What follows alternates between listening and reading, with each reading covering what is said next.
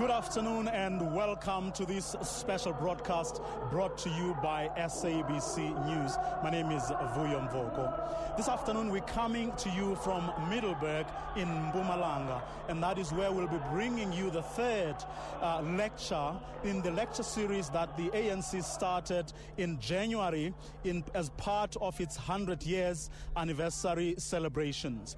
Well, today the honor is on Mr. Mahabane. Mr. Mahabane was the third ANC president. He served 2 terms, and that is what today's lecture will be about. Will be in his honor and will be delivered, of course, by the ANC President, Mr. Jacob Zuma.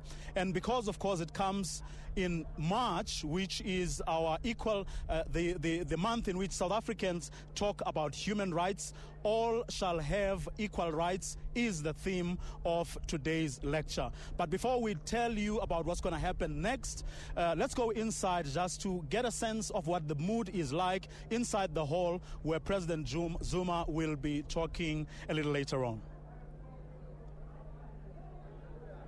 All of us must stand up to honor the coming in of the flame. So, Dr. Posa, this is the third lecture in the series. What have you learned so far from those that have been done? Well, we continually learn about the contributions and the sacrifices, selfless sacrifices made by not only the leaders or among the 12 presidents, but leaders who were working with them, men and women, black and white, Indian and colored, who were involved in the struggle, who fought for a democratic South Africa. Now, have you had any feedback from the people on the ground who've been watching these programs, who've been listening, who've been reading the reports that have come out of these lectures as to how they feel and whether they are gaining anything from what has been said so far about the leaders of the African National Congress? The celebrations of the centenary of the ANC has mobilized the nation. People, black and white, are discovering new things about the ANC, which we don't normally say during election time because you sound like you are praising yourselves. But when you dig deep into history, there's a lot to share. And people are discovering, this is the ANC. It has always been non-racial, non-sexist. It has always fought for black and white. They're discovering things like which we take for granted. Our branches have been invigorated. They're now debating politics. And I hope they will continue debating more and more politics and less tenders. Well, today is about Mr. Mahabane. Tell us about his legacy. Well, he, like other people who came before him as president of the ANC, as leaders of the ANC, committed to the principles of the African National Congress. Non-racialism, united South Africa, successful and successful economic South Africa, which is inclusive.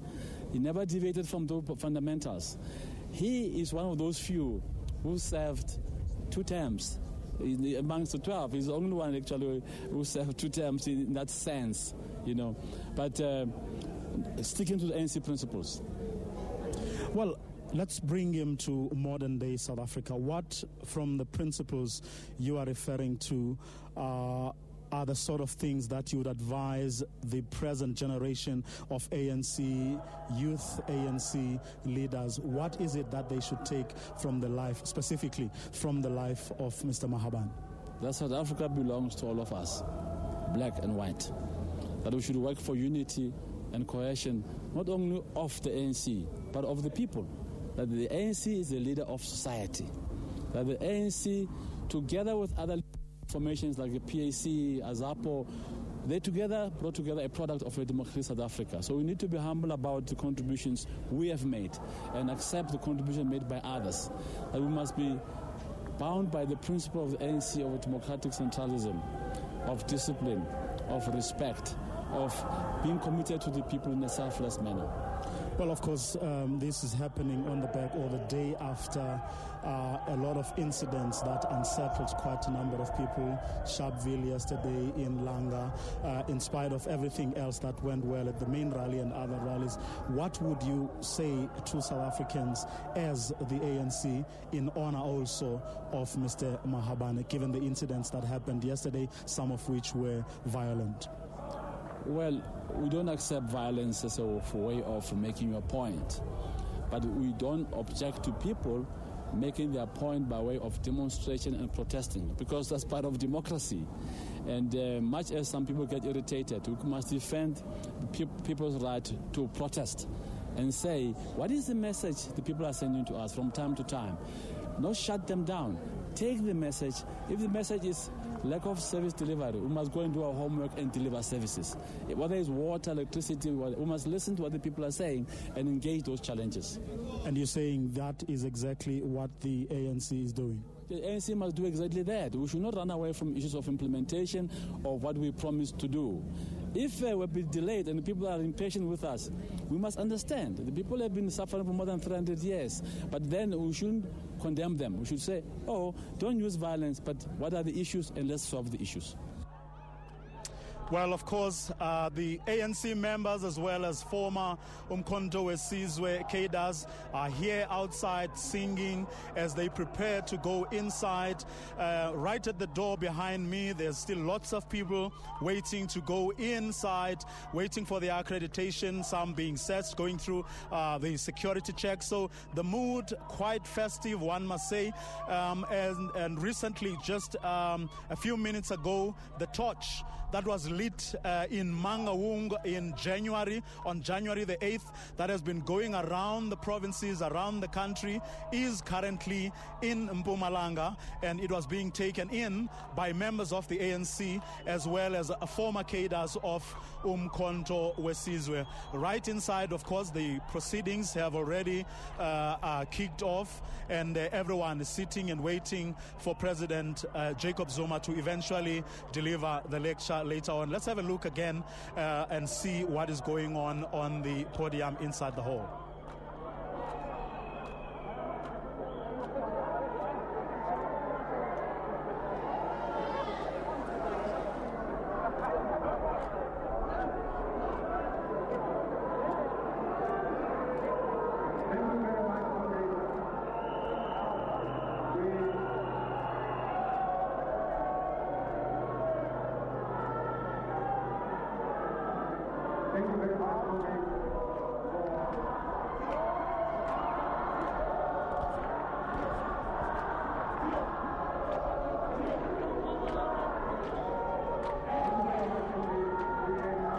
Well, if you've just joined us, you are watching a live broadcast.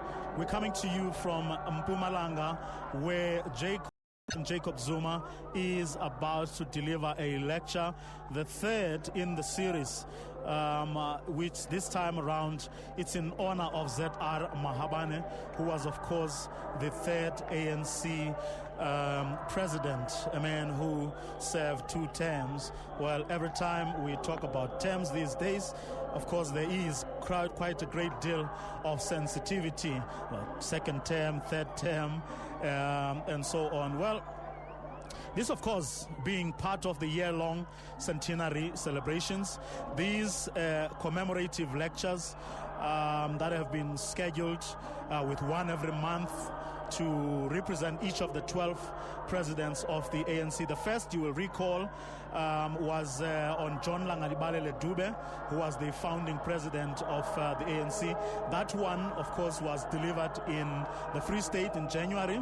Then in February, we went to Cape Town in honor of Sefako Mapocho Makhato. And right now, of course, this one is in honor of Zachariuas Mahabane.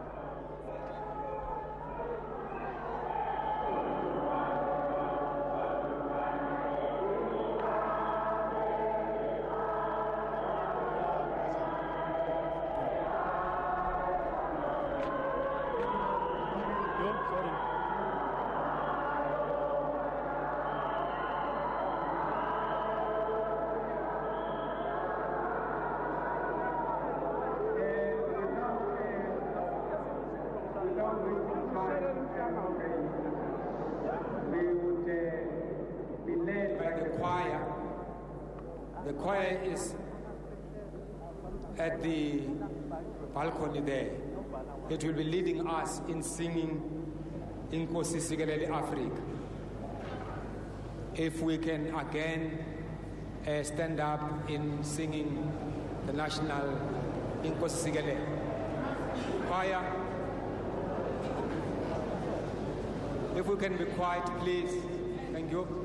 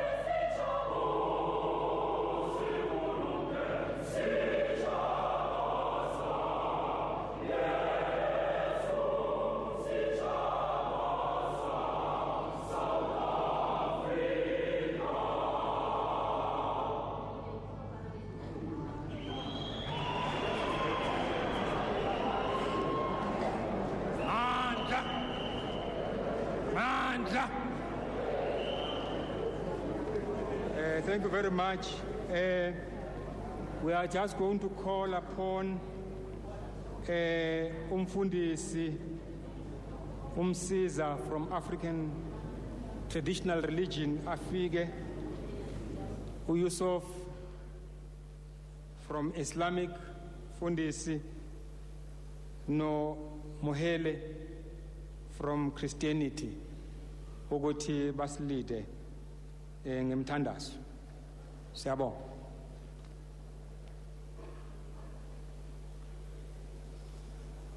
Sizogoba amakhanda bakubiza ngamagama, abanye bathi ungumlenze munye, abanye bathi ngukhokho wabokhokho. Naku la sihlangane khona isizwe, sibiza nina nonke maqhawe umzabalazo, sibiza nina nonke nabafa bekhala, nasi isibani, nasi impumalanga, isibani uma sihamba kuzahamba isidumbu kodwa sona umkhanya uzakuhlala ukhona.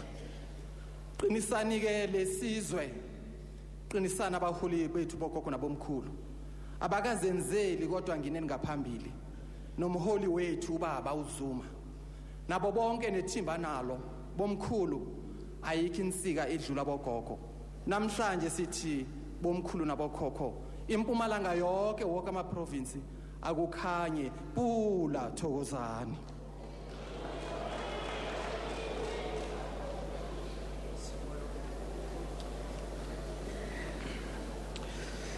Bismillahir Rahmanir Rahim. Alhamdulillahi Rabbil Alameen wassalatu wassalamu ala Rasulihil Kareem. All praise is due to the Almighty, the Lord of the worlds, the beneficent, the merciful, Master of the Day of Judgment. We ask Thee to guide us to the path of those whom Thou hast bestowed the favors upon, and not the path of those who earn Thy anger, nor of those who go astray.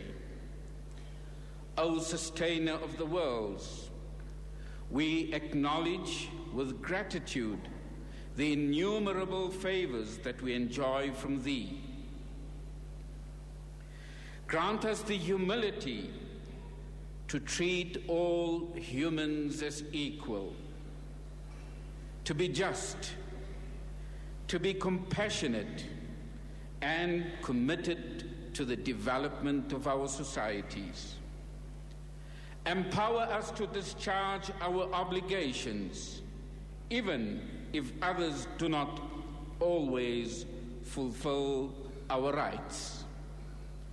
Guide us to the straight path. Forgive us for our human failings and protect us from arrogance and deceit. Amen. Thank you. Let us pray. In the name of the Father, of the Son, of the Holy Spirit. Egameni lo Ise, egameni lo Nyana, egameni lo Moya Ngcwele. Libitson la Ntate, libitson la Mora, libitson la Moya o halalelang. Isalo le Modimo, le kajeno le naonzo le Modimo. O Ntate wa rona ka lebaka la Morena rona le Jesu. Le nakong ena Modimo a lokileng ya 100 years anniversary ya ANC Modimo re ntse re bua mantswe ana re re o ya halalela wa halalela Jehova wa makgotla lefatshe lohle le tletse kgallo ya hao jwale motsotsong ona Modimo ka go province ena ya Mpumalanga Modimo re leboha hao wa hao re leboha matla hao ile wa dumella le bone lena le tlo laeta ka re ho province ena Modimo. Today, Lord, we glorify your name, we magnify your name in the name of Jesus. You are holy, my God, you are holy, my Father. At this present moment, Lord, we ask you to bless our president, we ask you to bless the ANC, Lord. Obane o Modimo ya phelang, o Modimo ya rutwang ka mehla. Jwale motsotsong ona Modimo ha re tla qala ka kopano ena Modimo re bua mantswe ana a se fela Modimo re tlo moya o halalelang moya wa nnete wa tjheseho o tlo kena kopanong ena obane kopano ke matla jwale re o mema motsotsong ona Modimo haebe wena ya kenang kopanong ena haebe wena ya yetellang pele lebitso le letle la mopholosi wa rona le Jesu yena ke la khatela lefu a re siela bophelo bo sa feleng. Amen.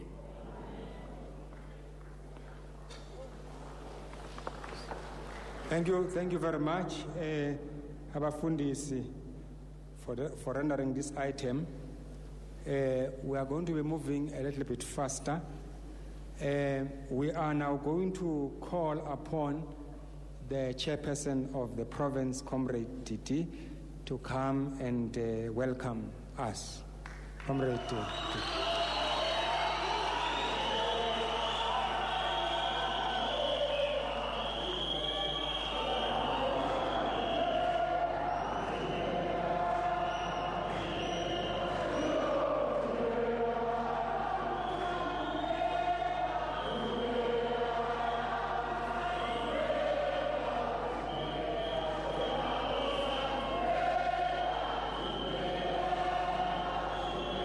Amandla. Amandla. Matla. Matla. Matimba. All power. Ngiyabonga.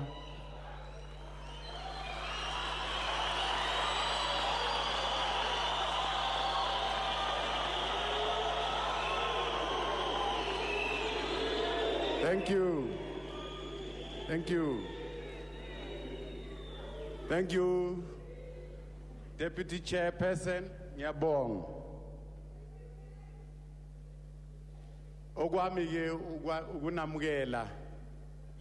Welcome you here. I must start with the President in our midst, the President of the ANC in the country. President, welcome. Welcome.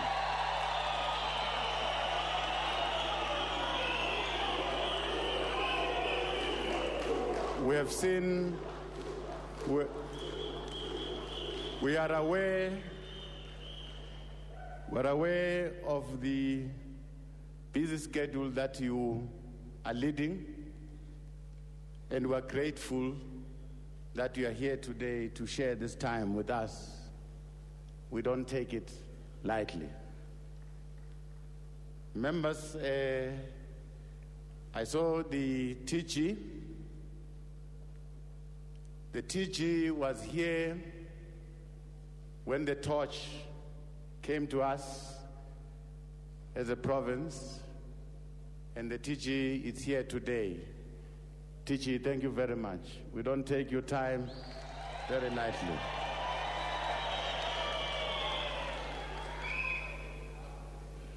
To the members of the National Executive Committee, thank you very much for gracing this occasion. Some of you are ministers, they've left their duties. We are grateful that you have joined us. Members of the Provincial Executive Committee of the ANC, our alliance partners in our midst, thank you for coming. Thank you. The leadership of our regions, ANC regions, that made this day possible today, and our branches, the leadership from branches. I'm aware that some of you slept here. Thank you very much for coming.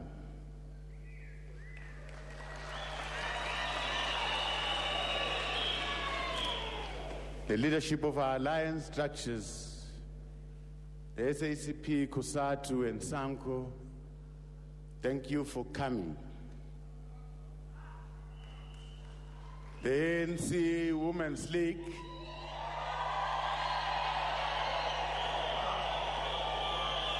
and the ANC Youth League, thank you for coming.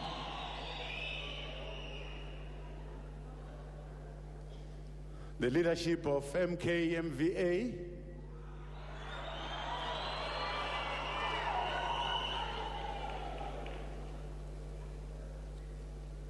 our special guests,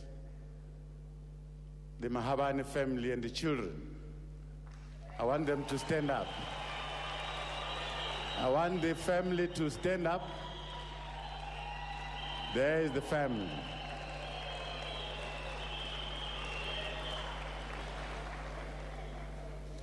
We feel very honored by your presence. When we opened the legislature, you were there. And you are here today. Thank you very much. Our church leaders, we have just prayed. Thank you for coming. Our traditional leaders are so in Ngonyama, in our midst. Sibonge kakhulu ukuthi nibe khona. Bayete.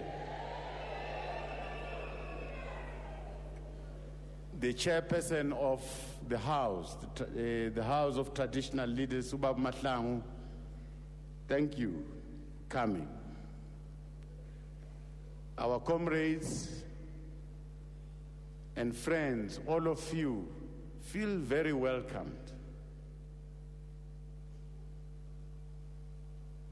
One thing to say is that when we received the torch, it was a very moving moment in Delmas. A moment that was full of joy and pain. We look back at 100 years of struggle. We thought of our best friends, comrades who've fallen along the wayside. There were happy moments.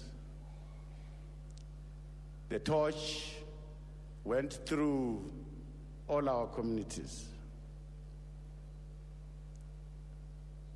It went through Kangala region, touched Gwakuka, touched Dr. JS, Tembisil. People expressed their feelings. Some were happy, but interjected by moments of sadness. It went through, and the torch is here today. I must say to the members of the NEC who are here, the decision to celebrate the centenary in this way was a correct one. It has revived the ANC. You can see that the ANC is alive. It's alive and kicking in Mpumalanga.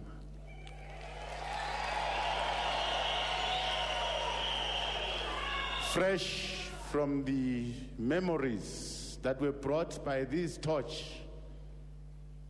which was a creative decision of the NEC to say every province must have a share, must stay with the torch for the whole month. Very grateful. And the family of our former President Mahabane, they occupied the space. They knew, they heeded the call to say the president is going to be celebrated here. And they came. Sibonga kakhulu. Nina nonke, feel welcomed.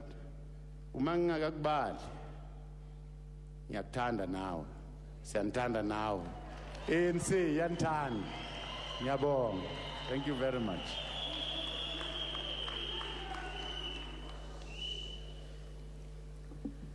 Thank you very much, Comrade Chairperson, comrades and compatriots.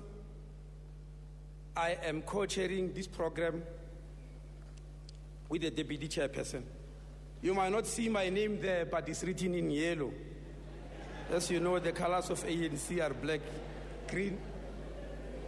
Yes, it's written in amber, but I'm there. Comrades, I was supposed to start with the item on acknowledgements of guests, but I think the chairperson has done it, even much more than I would have done it. Can I call over the centenary boys to be somewhere here? Yes, the boys who are going to render the centenary song. Abe fan about centenary song, they know themselves. While they are coming, indeed, Comrade Chairperson of the province, I can confirm that in Mpumalanga, the ANC is alive and kicking and disciplined. Yes. I can confirm that there is a possibility that the president doesn't know. And I want to take this opportunity to inform him. It's because I'm deployed here in Mpumalanga, President, among other things. There's a possibility that he doesn't know. I just thought it's a moment to make him know. At this juncture, comrades, I will call upon the family of the man who brought us here today, the family of President Mahabane,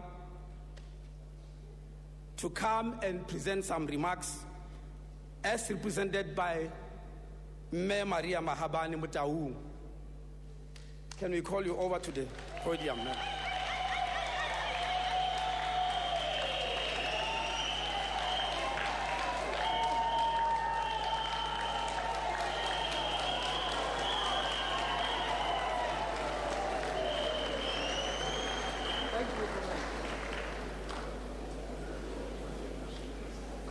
Mr. Master of Ceremonies, Your Excellency and President of the ANC, Mr. Jacob Zuma, the Honorable Premier and of Mpumalanga, Mr. Didi Mabuza, and if your members of your legislature is here, the Mayor,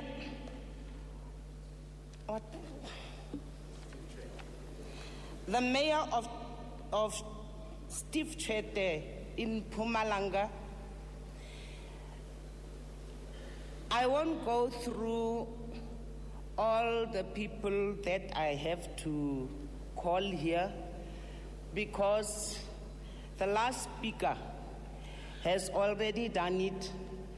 But I will just mention the members of the National Executive Committee of the ANC, the Centenary Organizing Committee, and all the different rubrics of protocol observed in the ANC.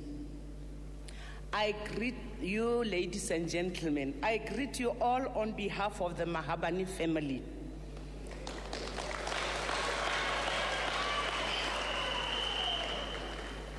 I've been tasked to give you a glimpse of the third ANC president, Reverend Z.R. Mahabane, popularly known where he comes from as ZR. Before I start to give you anything about him, the family asked me that I should sing my grandfather, so I'll do it. Mahabane ke lekholo kwele kotswana le hlabakhoka le mau. Alisi khorong ha mmagolwane a re bona morena ke hlabile le koro le kolokotwane ngwana wa kgetsi se dutla majwe ha ile manyabolo ha e dutli le dinyane la le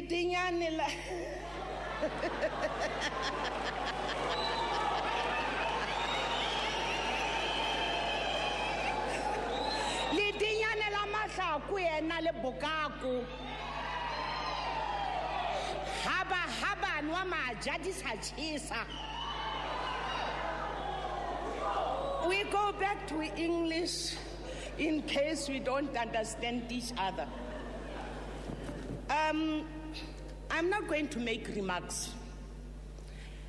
As we've been after all the time that now the new presidents were being announced and people started knowing about Mahabane and that he was twice the president of the ANC.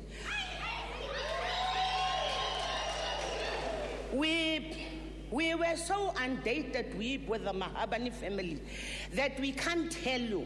Even our people, where we come from, where he was, some of them came to us to ask us, now why did you tell us that your grandfather was such a great man? So today, I decided, I'm sorry, Mr. President, I'm going to take your time. So just relax and listen to me.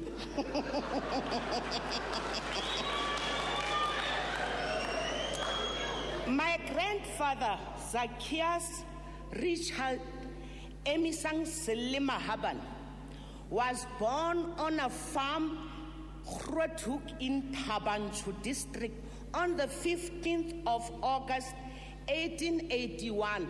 I'm sure even your grandfathers were not born then.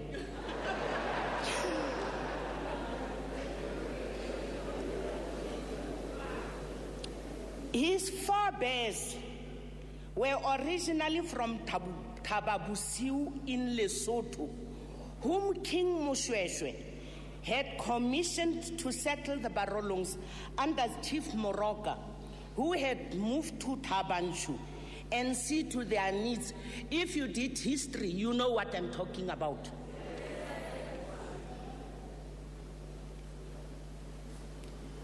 He was the eldest of 12 children.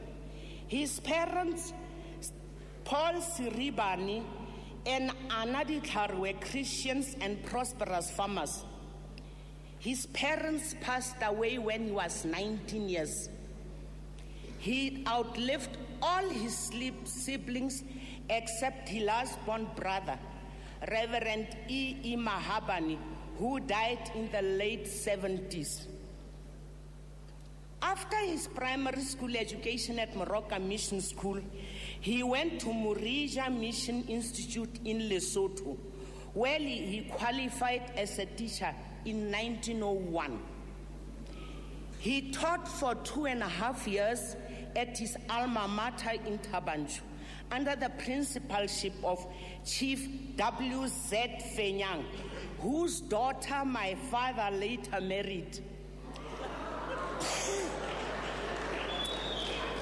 Then entered the civil service as a court interpreter and clerical assistant as the Tabanchu Magistrate Court in 1905.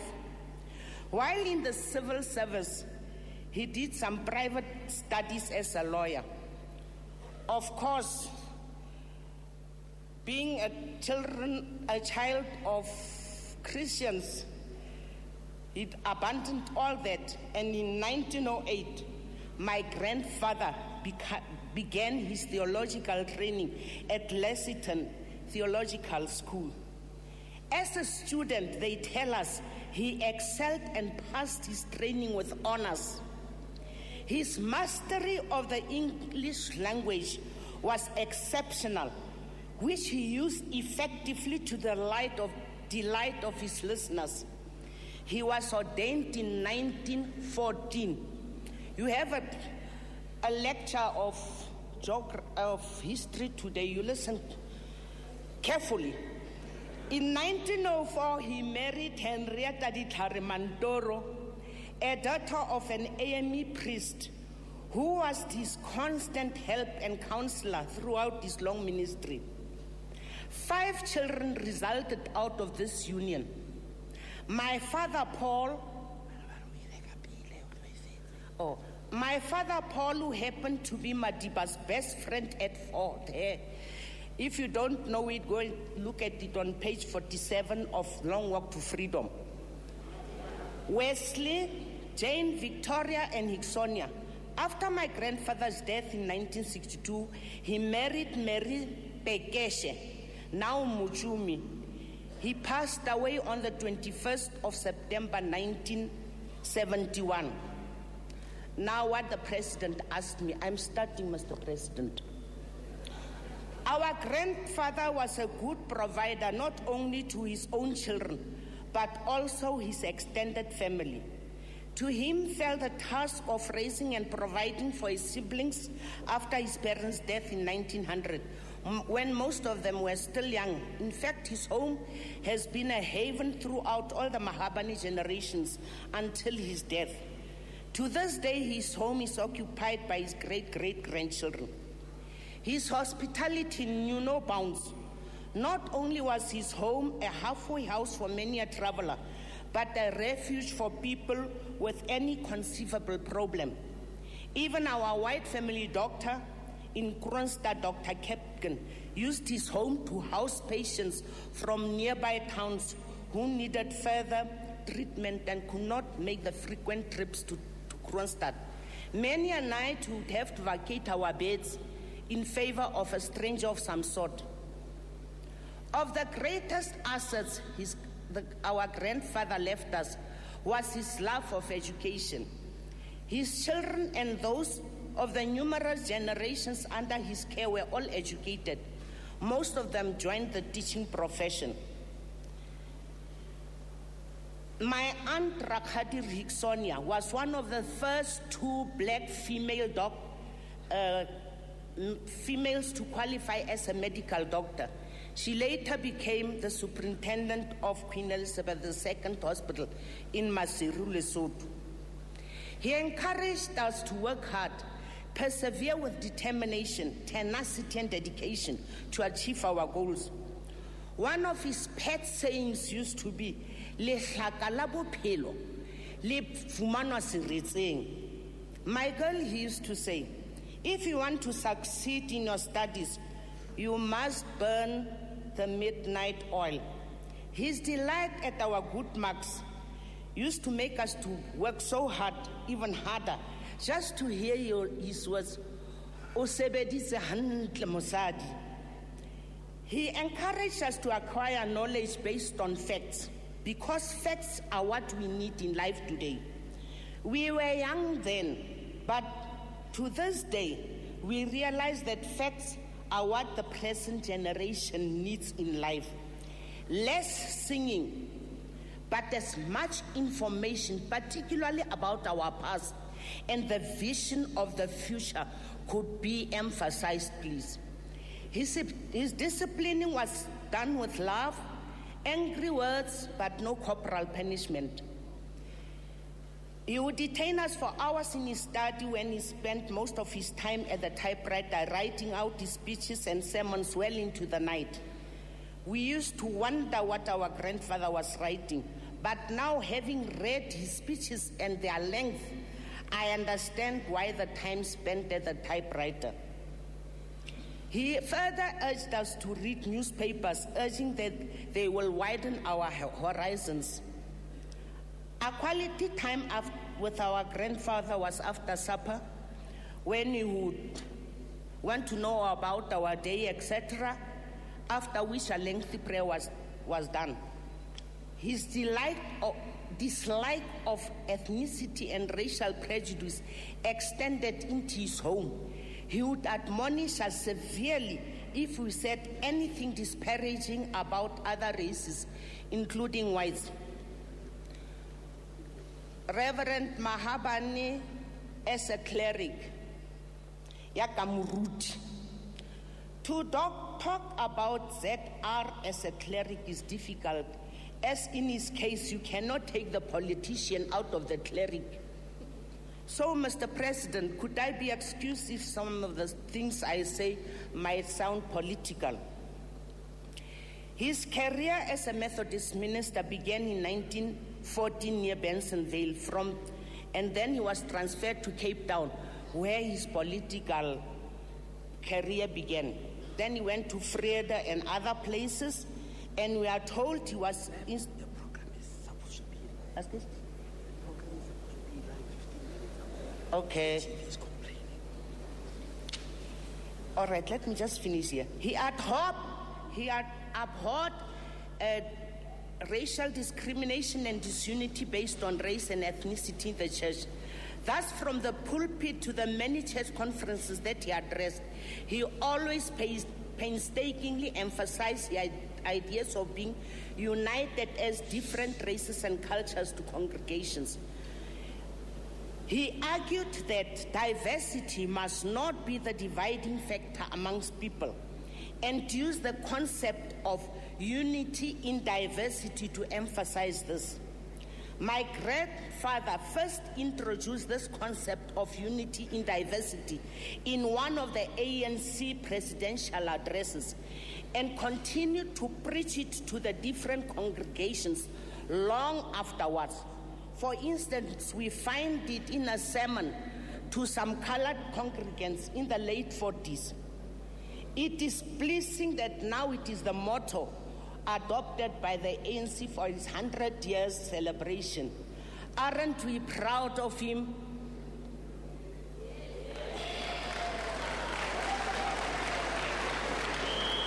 He also had his share, I'm jumping now.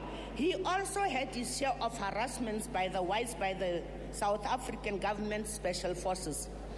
I remember answering the phone as a 10-year-old, and from an obviously white voice heard, Mahabane is a Boboyan, and he's a Boboyan Blay. Many times he would be woken up by the special branch and the whole house, particularly his study, searched. But he was clever enough to have moved his paper to the safety of someone in the neighborhood. After the search, they would take him from the house for interrogation, where he would be insulted and humiliated for hours for a man of his age. This affected us so much, we the grandchildren, that we would be left traumatized, crying and feeling pity for our grandfather. This bore hatred and negativity in us and against whites of South Africa. I won't tell you all the organizations that he had.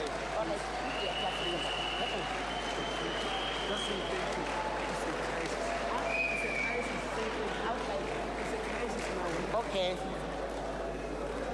In conclusion, it is written of him in the good fight, few men, particularly in Southern Africa, have played such a significant role in so many organizations. Few have kept so constant the ideal of African and one non-white unity. His words are potent, but they can never wholly transmit the emotional drive that made them and him unforgettable. Thank you, Mr. Chairman. Ma'am, it's not out of request. The person is supposed to go live.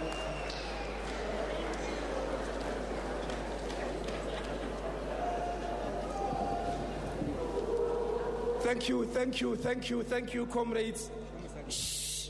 We have already run out of time. Comrade, is not out of rudeness that I had to do what I was doing. The problem is that there's been strict time arrangements with SABC about when the president is going to go live. Please understand that. At this juncture, I will call upon the Treasurer General, Comrade Matthew Posa, to give a very brief introduction of the president. The comrades, Gamelihle and Caspero, I haven't forgotten you. It's because we're chasing time. I'll call over the TG, a very brief introduction of the president. Thank you.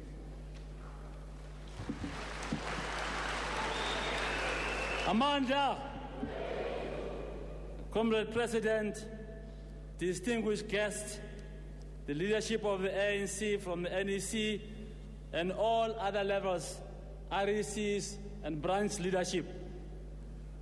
His Excellency Ngunyama Makosonke Mabena and all other excellencies, the Women's League, the Youth League, SANCO, and all other formations in alliance. Comrades, Comrade President, this is the base of the African National Congress.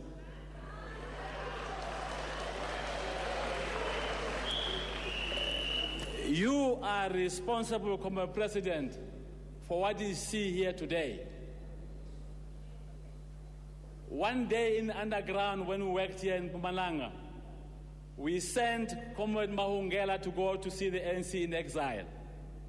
And I want to introduce him in the context of what he did here. And he met Comrade Jacob Zuma at Komati Port border gate. And he was coming from Maputo, not afraid to go to the border that side. And when he came back, what indoda emhlope esikiwe lana uyayibona ukuthi inyamaza asho lo umsholozi lona.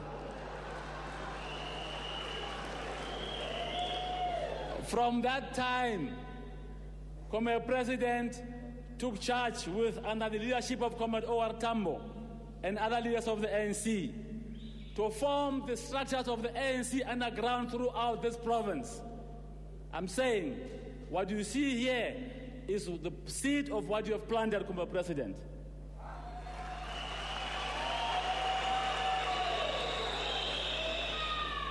Comrade President guided the forming of the United Democratic Front structures in this province under the leadership of Comrade O.R. Tambo and other leaders of the ANC.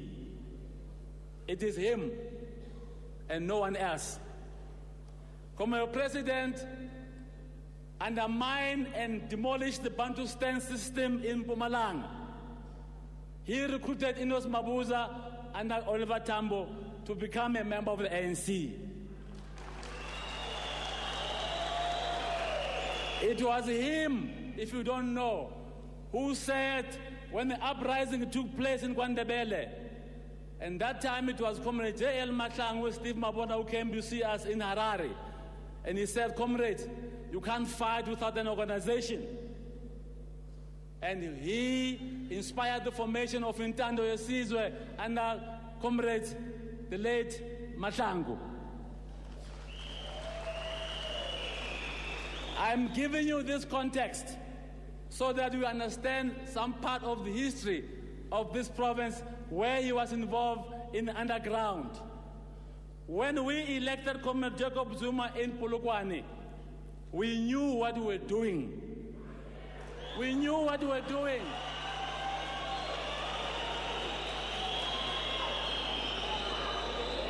Today,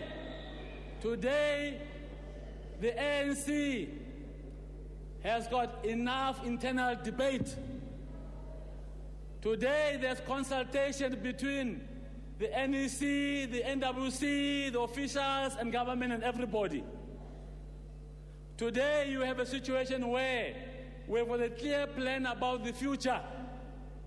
You talk about rural development, housing, roads, infrastructure. He has announced the biggest project of infrastructure ever in the history of this country. Ever.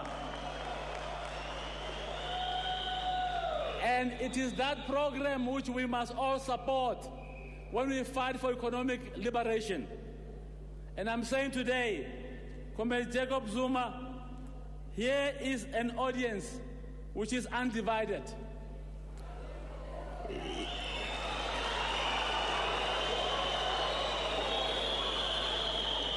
Here are members of the ANC who know what they are doing in the ANC. Here is the soul and flesh of the ANC.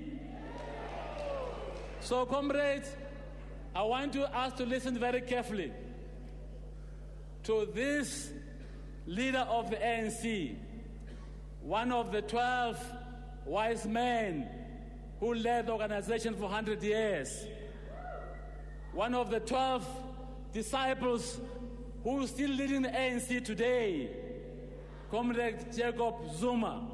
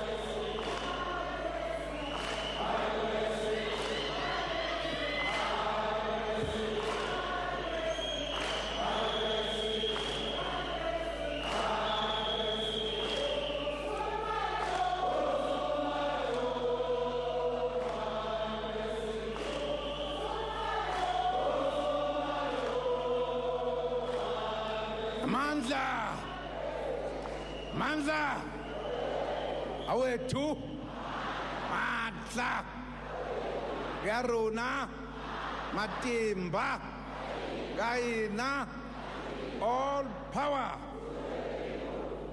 Thank you, comrades, thank you very much.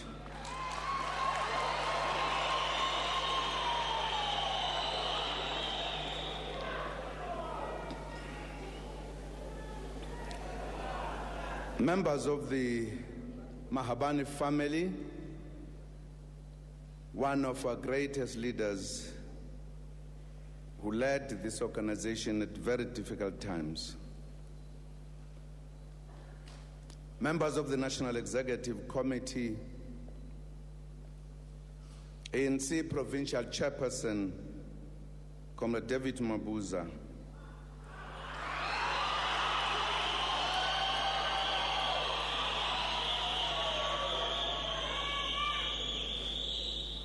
ANC Women's League, ANC Youth League, Veterans League,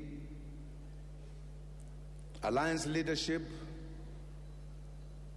who are here, COSATU and the South African Communist Party, and SANCO, religious leaders who are with us here, Ngonyama, together with all other traditional leaders who are here, the veterans of the struggle, MK, MVA, community of Mpumalanga, comrades and friends, compatriots. It is an honor and privilege to share with you today the life and times of Zachariuas Mahabane, the third and the sixth ANC President General. President General Mahabane, known affectionately as ZR, served his first term from 1924 to 1927, and the second term from 1937 to 1940. Zachariuas Mahabane was born, as we have heard, on the 15th of August, 1881, in Tabanchu Reserve, in what was then the Orange Free State. At the time, African farmers in the area had responded very effectively to the new market opportunities opened up by the mining revolution in our country. They outcompeted many white farmers in supplying the bustling, newly established mining centers around Kimberley and the Witwatersrand. Zachariuas Mahabane's father was one such relatively prosperous farmer. Apart from being a thriving farming community, Tabanchu was an important Wesleyan Methodist mission center. The young Mahabane was educated in the mission schools near his home. He then studied further at the Paris Evangelical Mission Center in Lesotho, then known as Basutoland. There is his fellow students, included among others D.D.T. Jabavu, who was to be a founder academic member of Forte University and a prominent educator, civic and political leader. Mahabane and Jabavu's paths were to cross frequently in future decades. Both were learned scholars, and both were progressives of a moderate disposition. President Mahabane worked briefly as an educator and, as you have heard, a court interpreter. But his real calling was in the Christian ministry. In 1914, he was formally ordained as minister of the African Methodist Episcopal Church in Port Elizabeth. As we celebrate the lives and times of successive ANC presidents, it is important to remember that they were always influenced, shaped, and empowered in turn by many others. In the case of Zachariuas Mahabane, the most decisive early political influence upon him was Charlotte Maxeke. He met Charlotte Maxeke and her husband, the Reverend Marshall Maxeke, in Cape Town in 1916. Comrade Maxeke was the first African woman to obtain a bachelor's degree and the first African woman to be made a probation officer. She later founded the Bantu Women's League, the forerunner of the ANC Women's League. She was already an influential national figure in demand for speaking at a range of meetings when President Mahabane met her. After listening to some of her speeches in Cape Town, he decided in 1917 to become politically active. He joined the Cape African Congress, a regional branch of the South African Native National Congress. He became its president in 1919. In 1924, he was elected as the third President General of the African National Congress. It had changed its name to the ANC in 1923 from the South African Native National Congress. Soon after assuming the presidency from President Sifako Makhatu in 1924, President Mahabane's leadership was tested on various fronts. These ranged from external challenges, such as the impact of draconian legislation,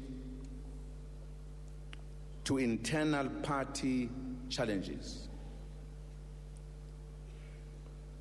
With regards to external challenges, the first 2 decades were characterized by the deepening of repression for Black South Africans and the continuing violation of their human rights. The South Africa Act of 1909 and the consequent formation of the Union of South Africa in 1910 had deprived the African people of the most basic citizenship rights in the land of their birth. In 1913, the infamous Native Land Act deprived the African majority, who made up 70% of the population at the time, of land rights in all but 13% of South Africa's territory.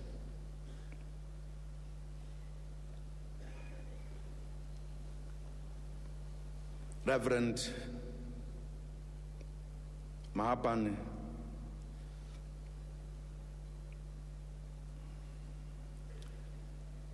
joined the ANC. The Native Administration Bill was tabled after it joined in the whites-only parliament. It sought to establish a separate system of administration for Africans.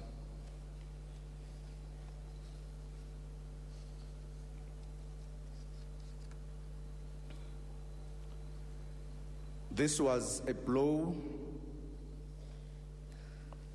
that was delivered to the African people in that province.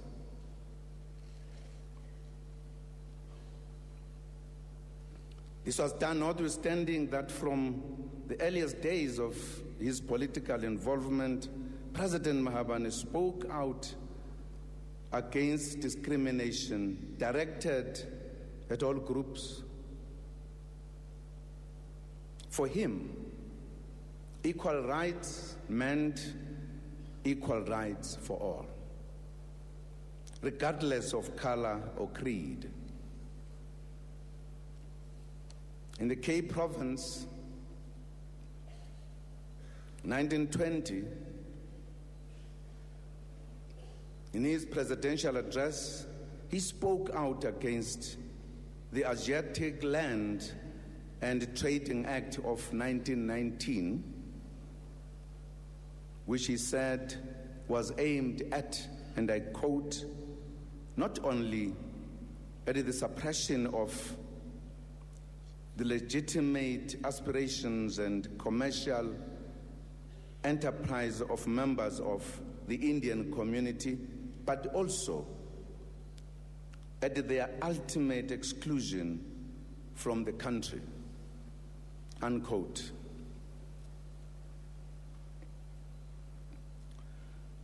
President Mahabane believed in the unity of the oppressed, non-racialism, and in fighting for a South Africa that belonged to all.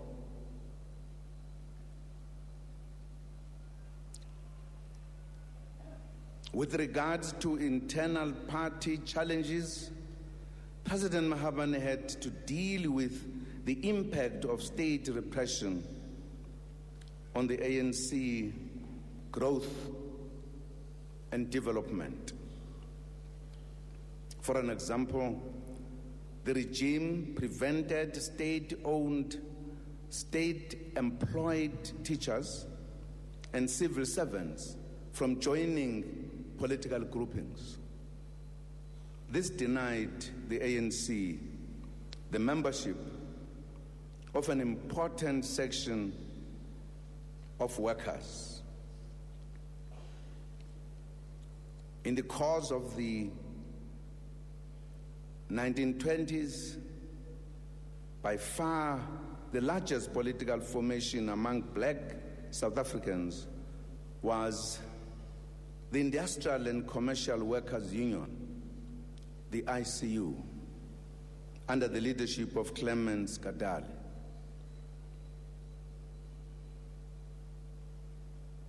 At its height in 1927, its membership numbered over 100,000. This is where workers were mainly organized. The ANC had not paid much direct attention to workers at that time, which reflected its own class composition. It now had to make advances beyond its own circles. This was the origin of the alliance between the ANC and the Communist Party of South Africa. The economic situation was difficult and challenging for black workers. There was high unemployment, driven hard, paid barely a subsistence wage. Working conditions were deplorable. The stage was set for employer-worker conflict. Workers had begun to be class conscious, evident in the frequent mine strikes, which was a major challenge to white supremacy.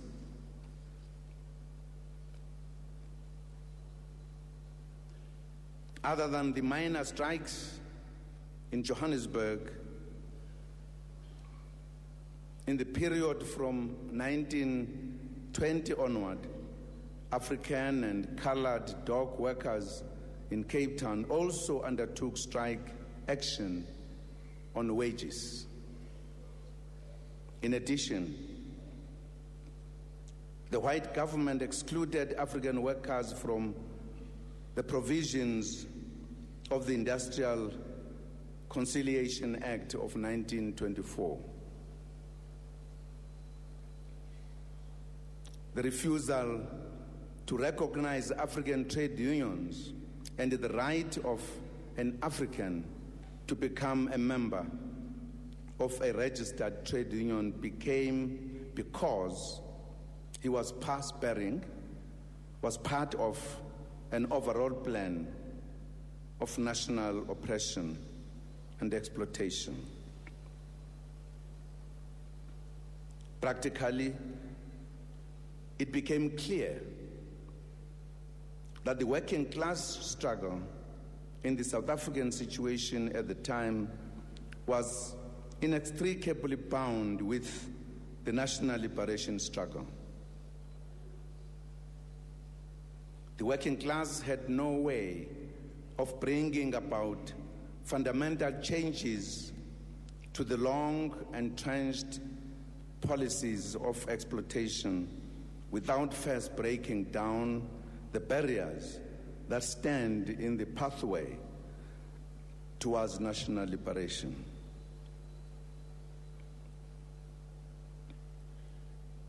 The development of Afrikaner capitalism at the time was also at the expense of African workers, causing more reason for discontent. For an example, the refusal to recognize African trade unions was linked up with very intense capital accumulation during the period from the 1920s through to the 1960s.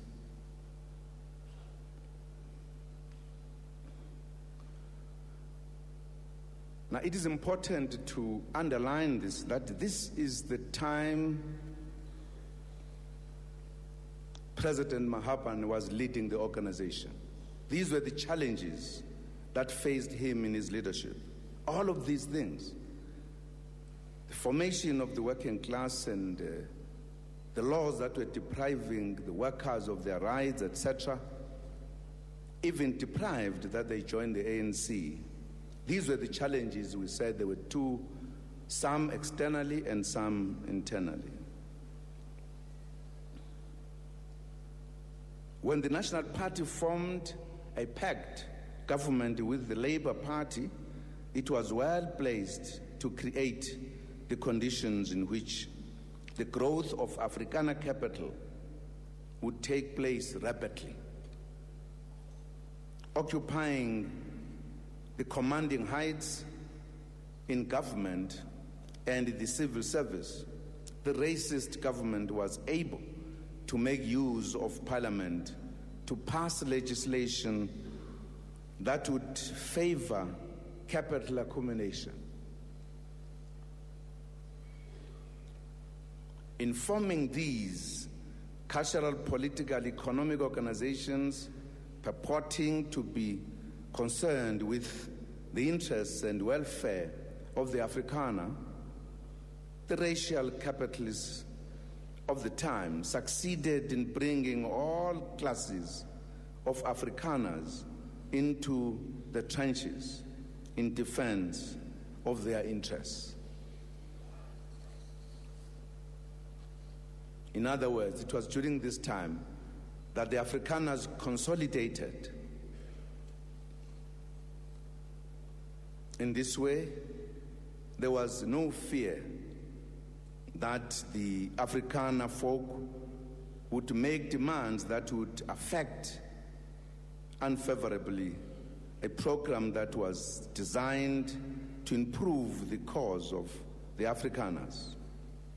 Like their English counterparts, Afrikaner capitalists realized that production costs in all industries had to be kept as low as possible. The wages of the African labor, the main component of the labor force, had to be maintained at a level that would allow the rapid capital accumulation. It was for this reason that Africans were excluded from recognition as employees in terms of the Industrial Conciliation Act of 1924. It was for this reason, too, that in implementing the plan to foster the development of secondary industry, in 1925, the pact government under General Herzog adopted the white labor policy. In this policy, the white working class was bought by the ruling class with unearned remuneration drawn from the surplus value created by African labor. This led to opening the way for ruthless exploitation of the Africans. This was the environment in which President Zachariuas Mahabane led the ANC. It was indeed a difficult period. Black people were under siege. As we enjoy life in a free, non-racial and non-sexist democratic South Africa today, it becomes inconceivable to believe this is what black South Africans had to contend with only a few years ago, only about 20 years ago. We have indeed come a long way. President Mahabane participated actively in highlighting the plight of the poor throughout this period, working with the ANC leadership collective at the time. Amongst the serious challenges they faced were the notorious bills of then Prime Minister General Barry Herzog. He proposed 4 bills in 1926, of which 2 were implemented in 1935.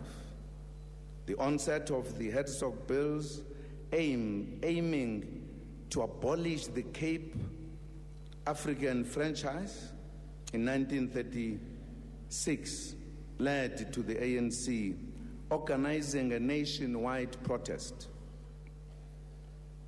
The first bill proposed the formation of the Native Representative Council, which was consisting of 12 Africans, 6 of whom were chosen by the people and the rest by the government. Most devastating was the placing of the Black Cape voters on the separate roll where they could vote for the white representatives, and as a result taking over the last bastion of the black direct participation in the official politics. The second bill, called the Native Trust Land and Land Bill, assumed the foundation of a trust which would buy land in designated areas for Africans. Both bills were passed in 1936 regardless of the condemnation by ANC and other formations.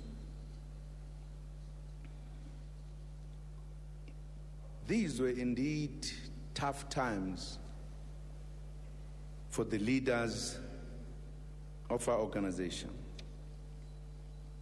Compatriots and friends, ladies and gentlemen, despite all these political difficulties, by the end of the first decade, the ANC, under Mahabane's presidency, had succeeded in bringing together disparate African organizations into a coordinated national and pan-African political voice on various matters. There were various burning issues to rally people around, including the 1913 Native Land Act, pass laws, First World War, Herzog bills, and others. He brought together groups that included the provincial native congresses, independent associations, vigilante committees, and the royal houses. It was indeed the most significant milestone of the first decade of the ANC's existence. It was somewhat the beginning of building alliances, a mass democratic movement of the time. Such successes also came with some setbacks for the movement. These included organizational weaknesses. These were reflected in fluctuations of membership, the irregularity of meetings, inadequate finances, and intra-organizational disputes arising from the absence of a coherent organizational structure and standards across the country. We can imagine how difficult it would have been to run an organization in those early years. There was no benefit of modern technology and communication systems, and no transport and other infrastructure.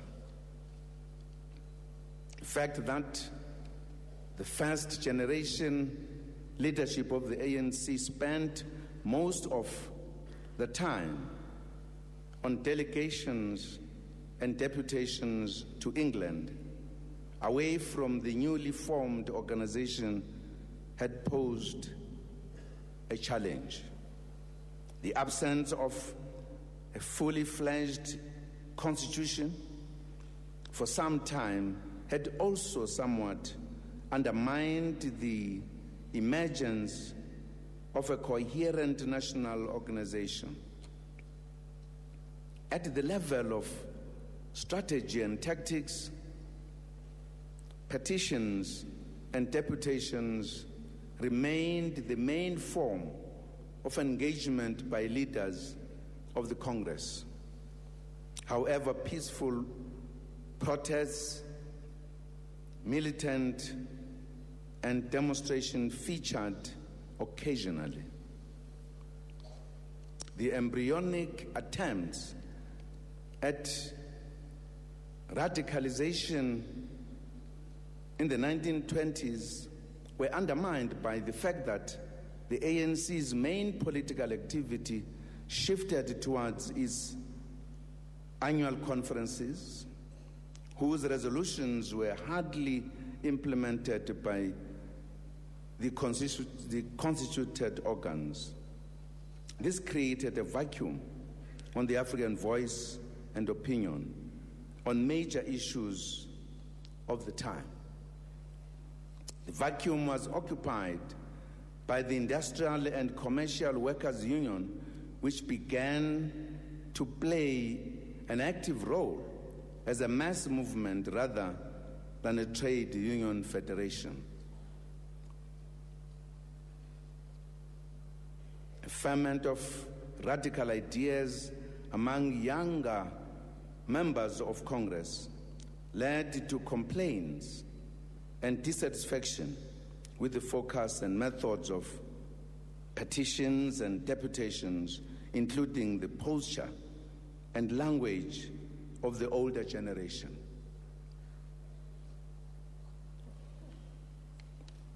Josiah Gumede, a founder member and veteran of the Natal ANC, became the figure around which the call for change rallied. This led to his election to the presidency of the ANC in 1927, replacing President Mahabane. President Gumede called for greater cooperation between the right and left wings of the great movement. He also supported cooperation between the ANC, the ICU, and the Communist Party of South Africa, which was the beginning of the politics of the non-racialism and the alliance. He saw the ANC as an integral part of the international anti-imperialist forces, what is known today as the disciplined force of the left in our common language today. President Gumede's views generated a backlash from a conservative section among the founders of the ANC, who mobilized for his ousting. He was subsequently replaced by Pixley Kaizaga Seme in 1930 National Conference. Following a decline in membership and support, 9 ANC executive members signed an open letter criticizing President Seme's inaction. In reaction to the political developments, President Seme expelled dissatisfied members, including Reverend Mahabane, among others.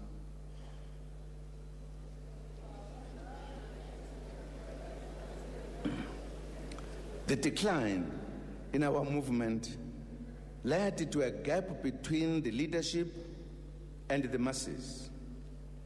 The ANC became a moribund organization, some among its leadership and many in society believed the ANC's heydays were over and were beginning to look elsewhere for inspiration. This prompted President Seme to write a pamphlet where he asked whether the African National Congress was dead. The Communist Party of South Africa, a natural home for left-wing African leaders of the time, was going through an equally debilitating sectarian strife in this period. The ICU had also reached its heydays in the 1920s, and later rapidly declined.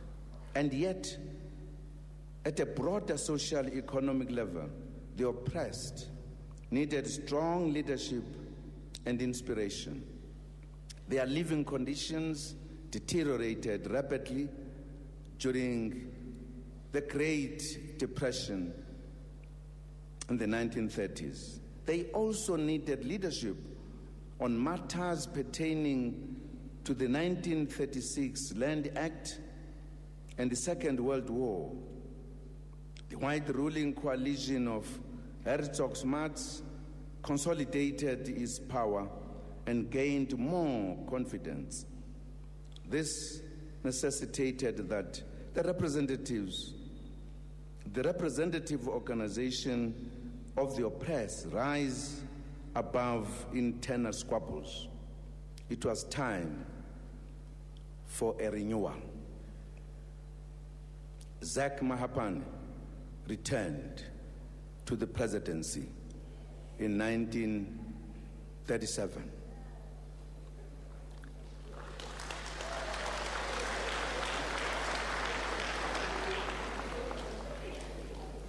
With James Talata as the Secretary General. This marked the first wave of the renewal of the ANC. These two leaders traveled all over the country talking to ANC members and veterans about the need to rebuild the ANC and bring it back to the center stage of the struggle.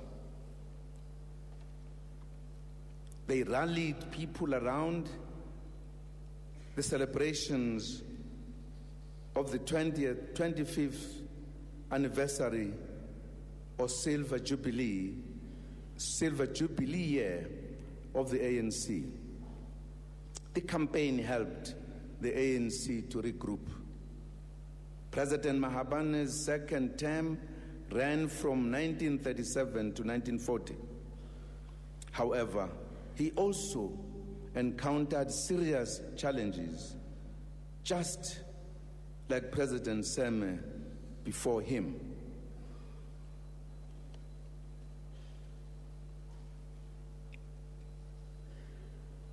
At the December 1940 conference of the ANC, President Mahabane lost the contest for the presidency to Dr. A.B. Zuma.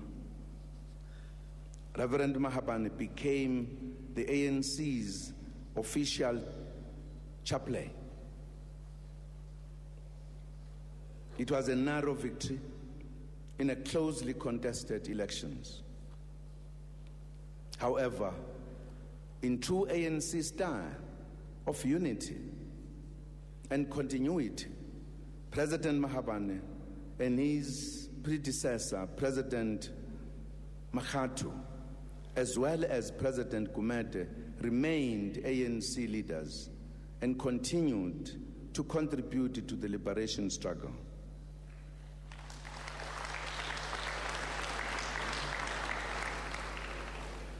By the second half of the 1930s and into the early 1940s, the ANC was still in poor organizational health.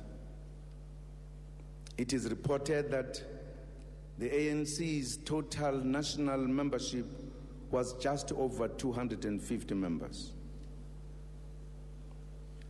This membership estimate is, of course, shortly after Mahabane's second presidential term. But at the time of his re-election in 1937, the ANC was in an even more dire situation.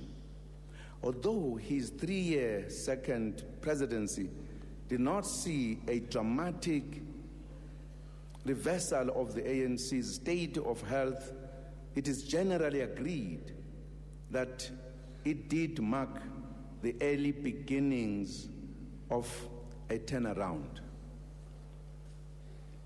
In the words of ANC historian Francis Meli, and I quote, "From 1939 onwards, the ANC underwent a gradual process of revival, rejuvenation, and re-emergence as the central body coordinating and expressing the views and opinions of Africans in South Africa, unquote. The national tour by President Mahabane and Secretary General Talata helped to reconnect the ANC with local structures and communities, and the fires of activism were slowly revived. And you must bear in mind, there was no transport at that time. The tour of the 4 provinces almost took about 2 years or so. It was not easy. There was no flying, there was no car, there were no cellulars, so they had to reach the places themselves. Importantly, younger blood was drawn into the organization. This helped to prepare the way for the incoming president, Dr. A.P. Xuma's energetic reorganization of the movement in the decade of the 1940s. From 1937, while he was at the head of the ANC, President Mahabane also acted as vice president of the All-African Convention from 1940 to 1954.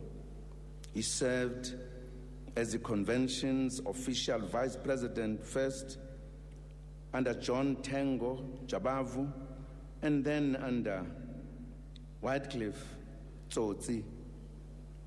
He was also elected as first president of a new formation, the Non-European Unity Movement.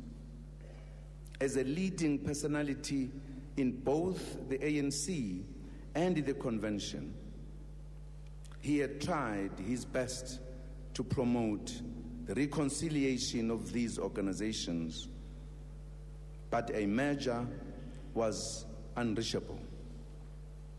At the end of his presidency, President Mahabane concentrated much of his energy on church-related activities, and in particular, the strengthening of the Interdenominational African Ministers Federation, founded in 1945. There are many lessons from President Mahabane's contribution. There is a great consistency in his speeches and writings. As one biographer, Gwendolyn Carter, writes, and I quote, "In all his speeches, the Reverend Z.R. Mahabane speaks as a Christian, as a patriotic South African, and as an African."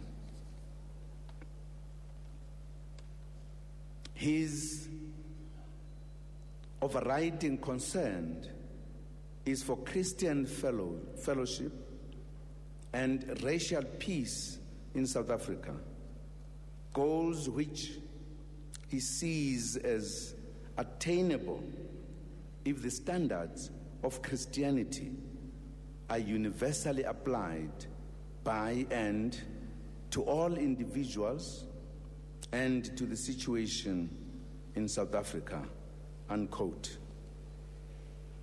In his 1922 Cape Provincial ANC presidential address, Mahabane developed the Christian critique of white racism that was to become a hallmark of much of his writing and speech making.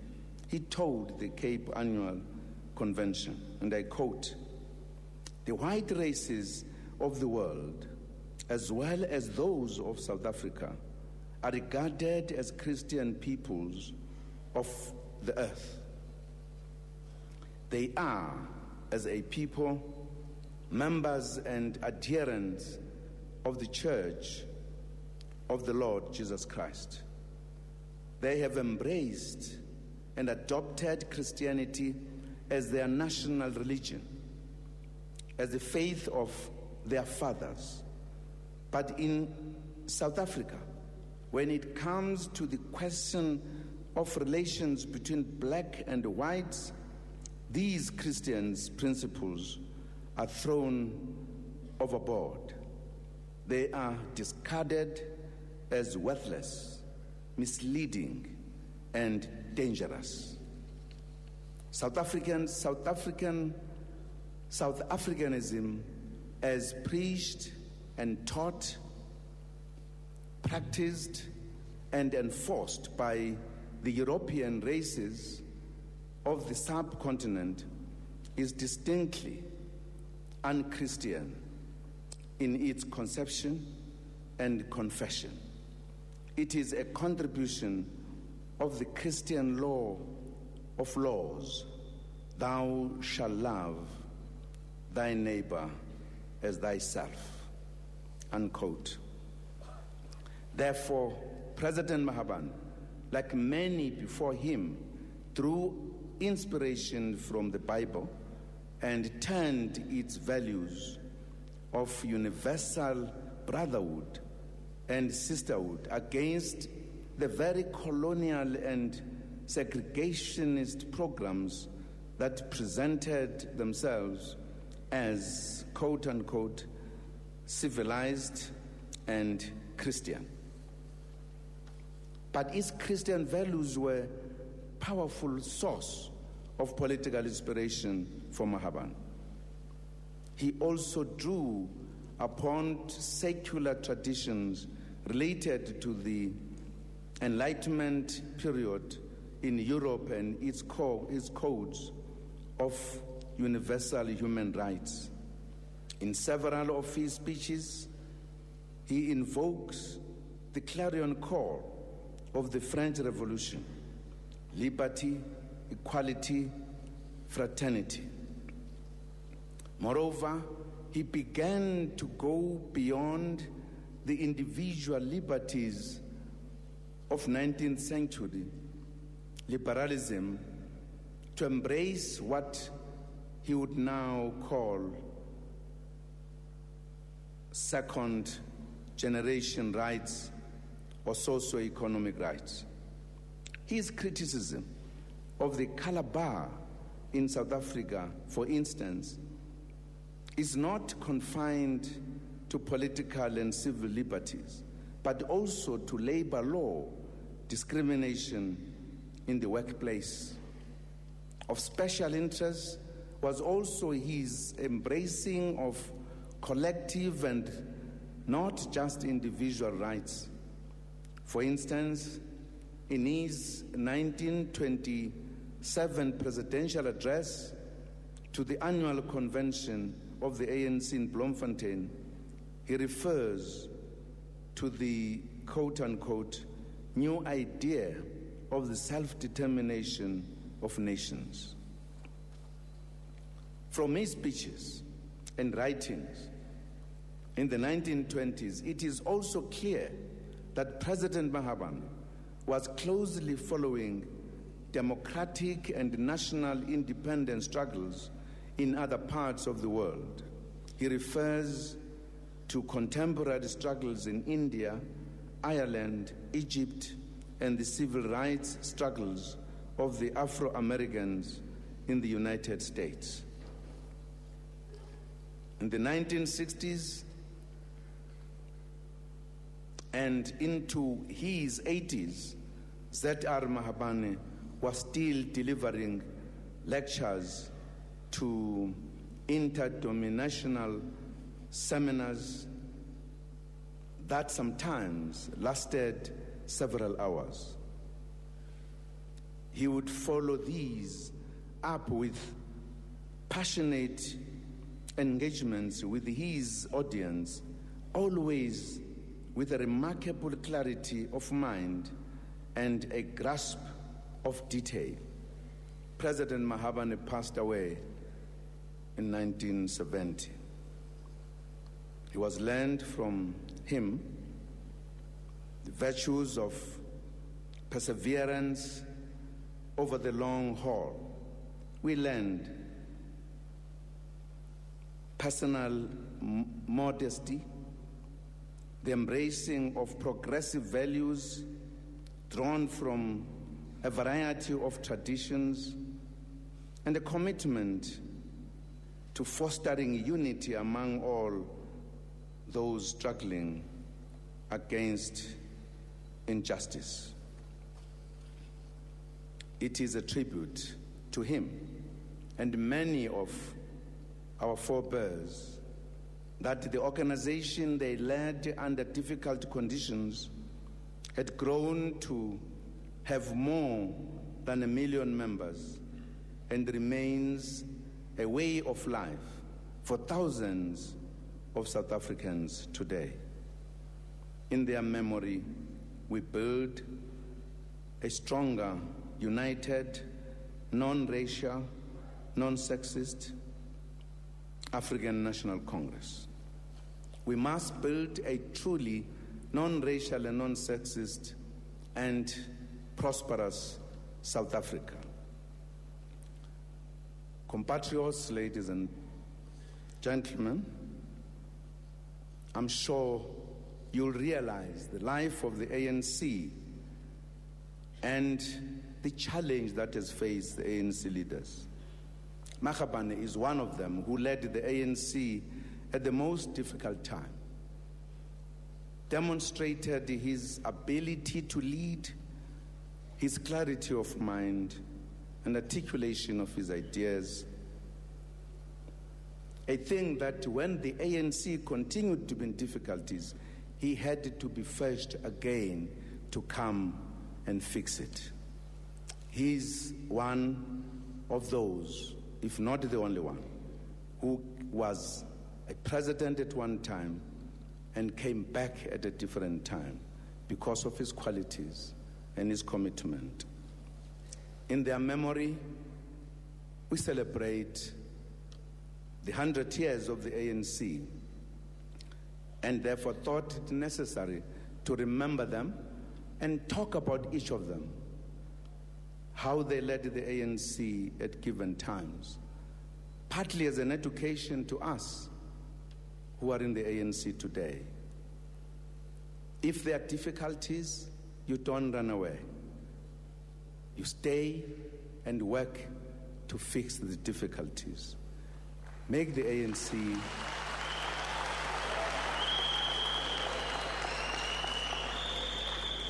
to make the ANC better all the time so that it accomplishes its task of leading this nation.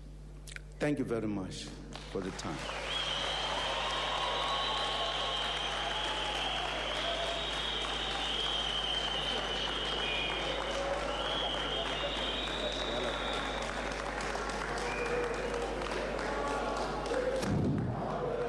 Yeah, you can sing, comrades.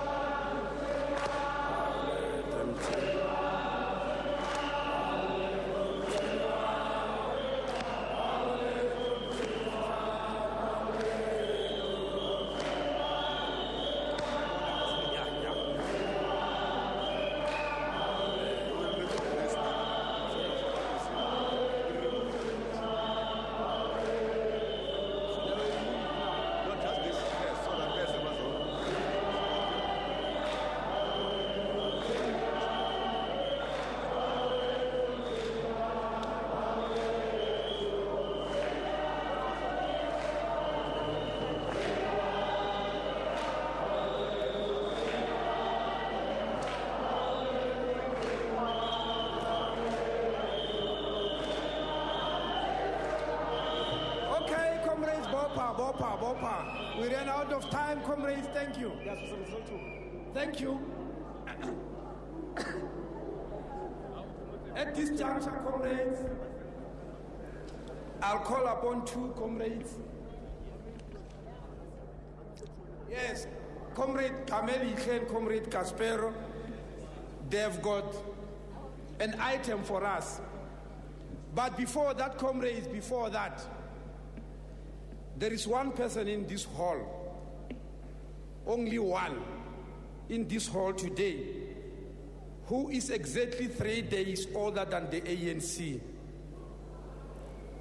And we wish to welcome her, Mechali Ela Tibela, who was born in Pilgrim's Rest, in the small time of Pilgrim's Rest, in 1912, on the 5th of January, 3 days before ANC was born. Can we welcome her? I am made to understand she's somewhere there. Yes. If she can, please. If she can, if she's still able to. I'm sure it won't be possible, but she's sitting over that side. So the ANC is still here with us, comrades. You can greet her after this. Thank you. Comrades.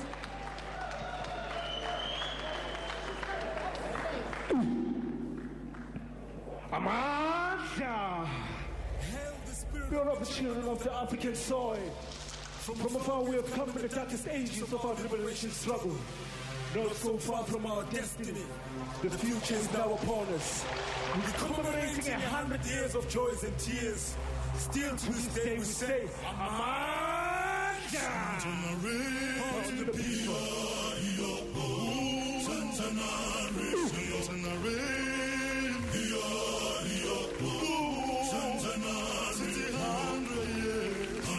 Just 100 years, centenary, 100 years, 100 just 100 years, centenary, centenary,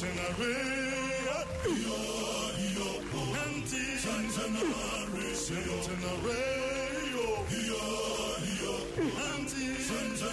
city 100 years, 100 just centenary, 100 years, 100 just centenary, centenary, centenary, centenary,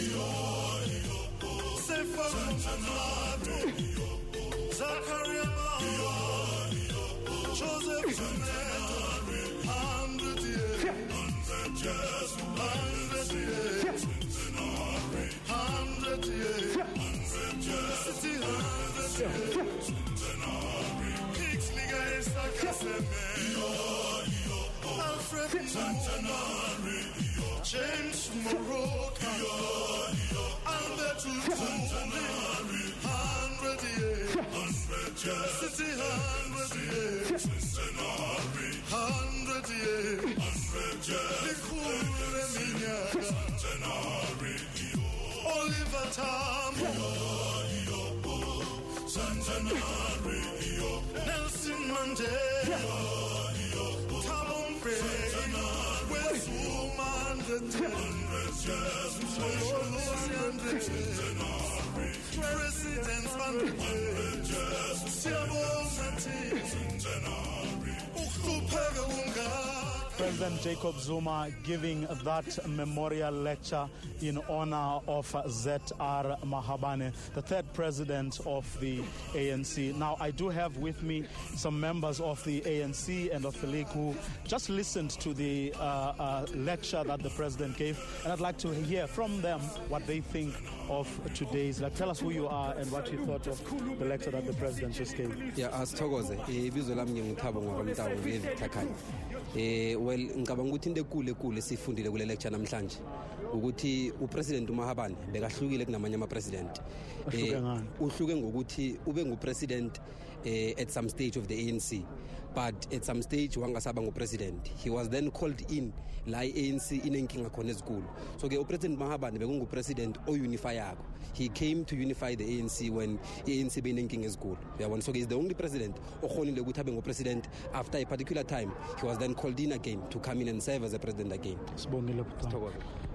Wena siswam ufundeni kulokho okuzwile today? Ngibonso Nkosi from Victor Kanye Dalmasi. Namhlanje ngifunde ukuthi i-ANC asiyinhlangano nje yabantu laba esizitshela ukuthi mhlambe abantu abalwe sababona. Khona abantu bebakhona behind i-ANC kuze kube i-ANC eyiyo namhlanje. Thina siyabantu abasha mele sibe behind ama-president wethu. Sazi nomlando we-ANC la ibuya khona. Sibongile siswam. Wena sisi ubone kanjani? Ngomasombo kaMorin okhuluma from Victor Kanye. Engikufundile namhlanje ku-ANC kuningi kakhulu angangikhona ukuchaza. But wena izwile. Hayi ngijabule kakhulu mfowethu ukwazi ukuthi uMahabane wayiphatha i-ANC isikhathi eside and sajabula ukuthi i-ANC iphile isikhathi eside more than another 100 years. Kokugolo wa rena re rawa golo ka kitlo ke a leboga.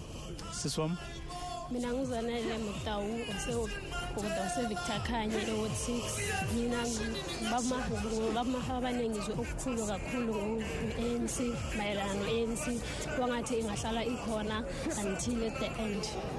Bongile. Well, members of the ANC who were listening to today's lecture, which was delivered by the ANC President, the current ANC President, that is Jacob Zuma, telling us how they feel, what they think, what they picked up from today's lecture. Well, we've come to the end of this particular broadcast that was brought to you by SABC News. We will bring you the lectures up until the last one in December. From me, Vuyo Mvoko, here in Mpumalanga, we say thank you very much for watching, and till we meet again, goodbye.